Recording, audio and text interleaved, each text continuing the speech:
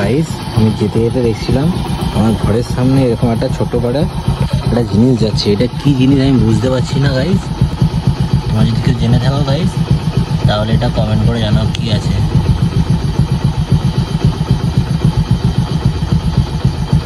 এটা বুঝতে পারছি না কি আছে। কেঁচো না এটা, হ্যাঁ ঠিক সাপের মতন করে হাঁটছে, কিন্তু এটা খুব ছোট, এমন না যে বড় সাপ। দেখো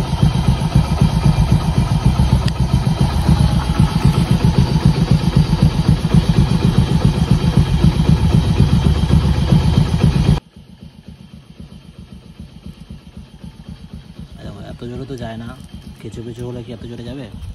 এটা কি আমি বুঝতে পারছি না।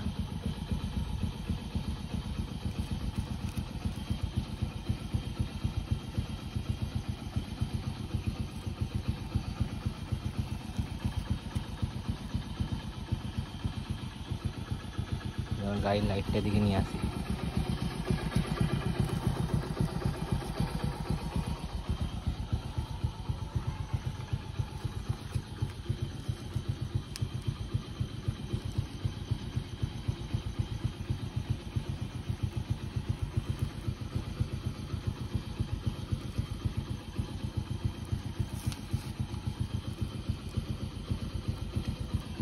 আমি কিন্তু মারছি না, তোমাকে তাড়িয়ে দিচ্ছি যেন চাপা না পড়ে যাচ্ছে কোনো গাড়ির তলায়।